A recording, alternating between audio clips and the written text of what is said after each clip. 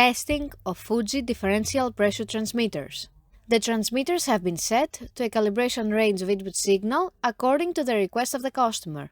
For testing, we add a 24-volt DC power supply, a multimeter in order to measure the milliamp output, and a water column for the input signal.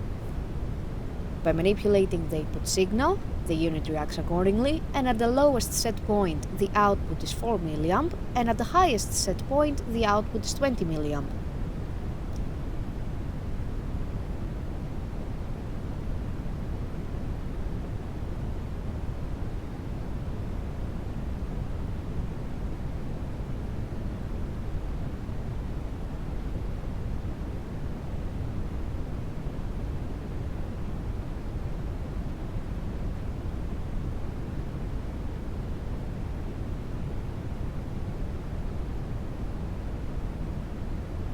The same process is repeated for the second transmitter.